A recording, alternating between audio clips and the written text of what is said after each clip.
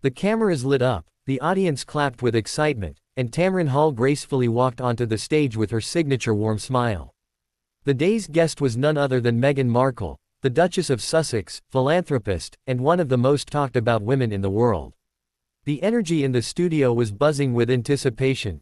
After all, Meghan hadn't done a daytime talk show in months, and rumors had been swirling about her new projects, her relationship with the royal family, and her future in Hollywood. Tamron, known for her direct but respectful interview style, welcomed Meghan with open arms. Dressed in a sleek cream dress and heels, Meghan waved to the cheering crowd before taking her seat across from Tamron. "Meghan Markle, welcome. It's such a pleasure to have you here," Tamron began. "Thank you, Tamron. I've always admired your work and the conversations you create," Meghan replied with a polite smile. At first, the interview flowed smoothly. Meghan spoke about her ongoing charity work, her children, and the documentary projects she and Prince Harry were developing. The audience nodded, clapped, and seemed supportive.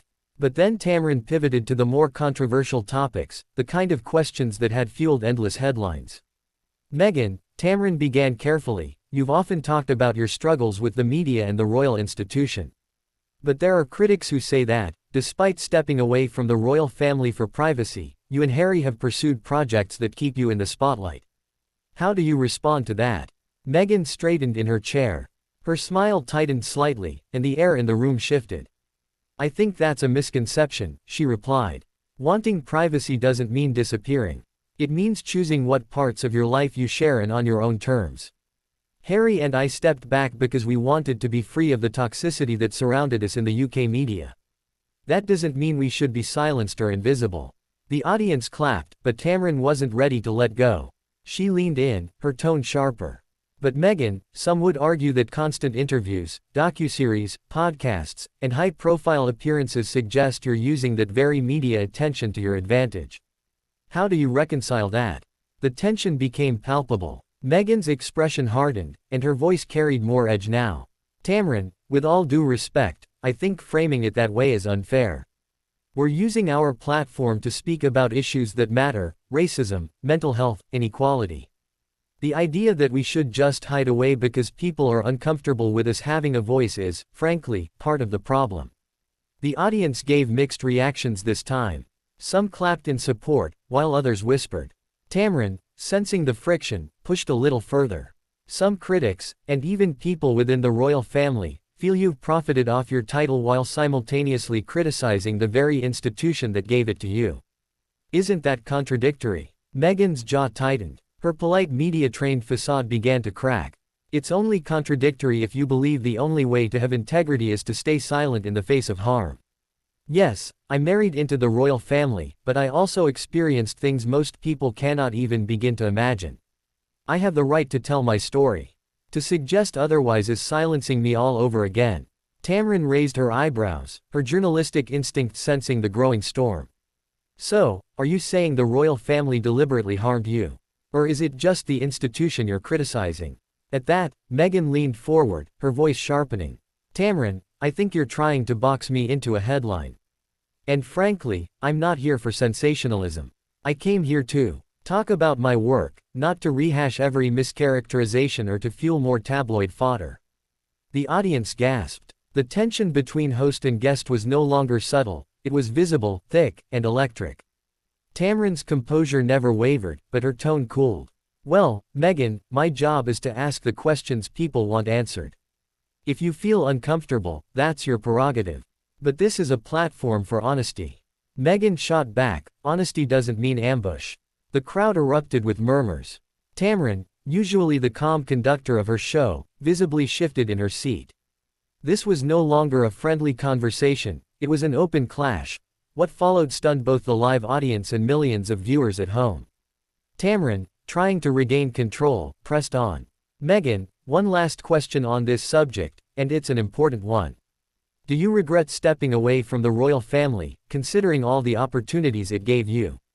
That was the breaking point. Meghan's eyes narrowed, and she let out a sharp laugh that didn't reach her eyes. "Regret? The only thing I regret is believing that people like you, respected journalists, would actually value the truth instead of trying to corner me with clichés. I'm not here to defend my existence. I'm here to talk about making real change. But clearly, this isn't that kind of conversation. The audience audibly gasped. Tamron stiffened, her smile frozen. Well, Meghan, if you feel this isn't the right platform for you, perhaps we should end here. And then, in a moment that would dominate headlines for weeks, Meghan rose from her chair. The cameras kept rolling as she adjusted her dress, looked directly at the audience, and said, "You deserve better than this circus." With that, she walked off the set. The audience was split between stunned silence and nervous clapping. Tamron remained seated, her professionalism intact, but her face betrayed shock.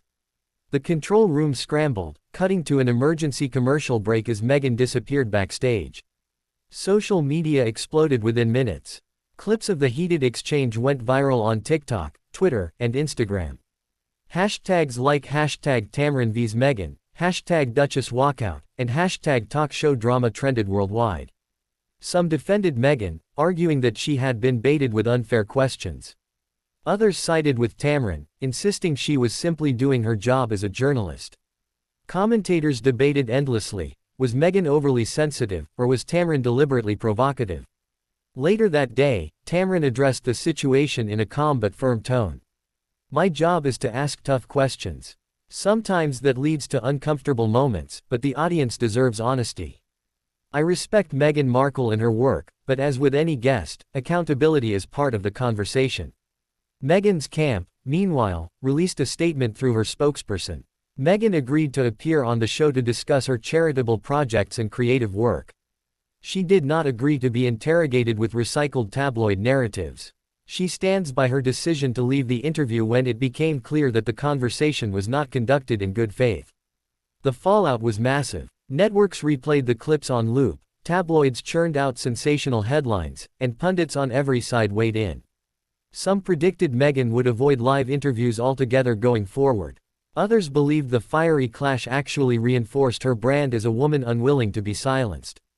In the weeks that followed, the story continued to ripple. Tamron's show saw a spike in ratings, fueled by the controversy. Meghan, meanwhile, leaned into her projects, dropping a new initiative aimed at supporting women entrepreneurs, a move that subtly redirected the narrative back to her causes. Yet the image of her walking off that set, standing tall and defiant, remained etched in the public memory. For many, it symbolized Meghan's ongoing battle, the struggle to control her own story in a world that never stops trying to write it for her.